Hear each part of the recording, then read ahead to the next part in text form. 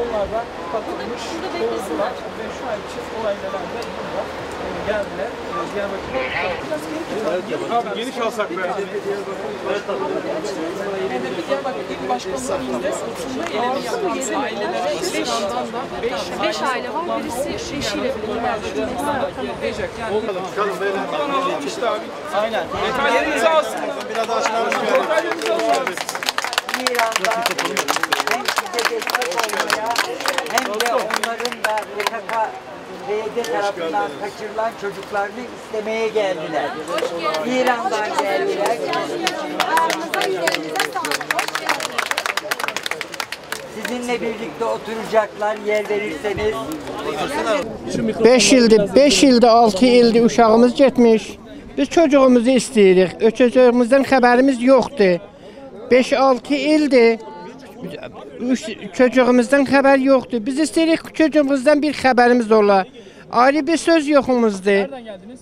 Mən İrandan gəlmişəm. Çocuğumuz sərbənd 6 ildir. Yani PJAK mı kaçırdı? Vallahi bilmirəm. Xəbərim yoxdur. 5 ildir, 6 ildir xəbərim yoxdur. Fəqət istəyirəm uşaqlardan bir xəbər ola. Fəqət düşərdən xəbər bilmirəm. PJAK-dır, PKK-dır, hər qürhək olsa bilmirəm. Fəqət bilirəm uşaq 5 ildir xəbərim yoxdur. Fəqət ruja ki, ruja, hərçən ruja o məsləhət biz anıbın. Neçə gün siz istəsəz biz burada oturacaq. Öz ülkələrimizdən bir xəbər ola. İnşallah. Benim de kardeşim 9 ildir gitmiş. Bu 9 ilin içinde haberimiz yoktur. Benim annem babama hatır ben diyorum ki bu nerede olsa hala bir televizyona çıksa bir yerde konuşsa bunlar onu görsün yani bunlar telefon açsın biz bunları tapmamız gerekiyor. Hiç irtibat kuramadınız. Yok. Tamam.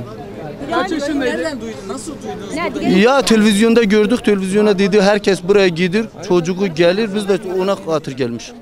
Kaç yaşında kardeşiniz? Kardeşim 25 yaşındadır. Kaç yıldır kayıp?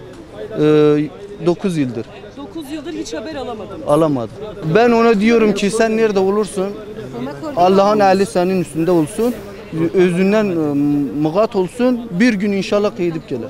دخترمان میخوایم پژاک دختر منو گول زده الان 6 سال ازش خبر ندارم الان آمدم دخترمو میخوام دختر ما دکتره دکتر باید تو قواسترا باشه دکتر باید تفنگ دستش باشه کجای دنیای رسم هست 5 سال 6 سال از دخترم خبر ندارم دخترم پزشکه باید تو بیمارستان تو مملکت خودم باشه پژاک دخترم گول زده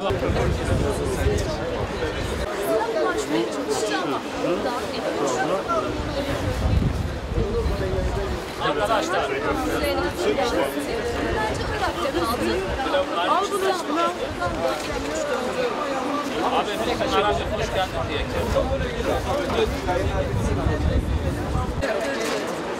Zaten orada o zaman. Arkadaşlar yayında deseniz ben bir isim alıp çıkayım. Al. Mahkeme seçileceğiz. Mahkeme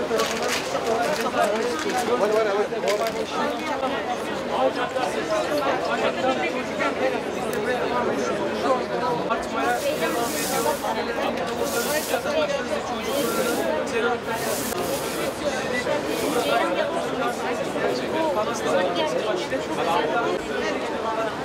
Canım benim Kur'an işaret etti bana diye. Aile sayısı şu an işte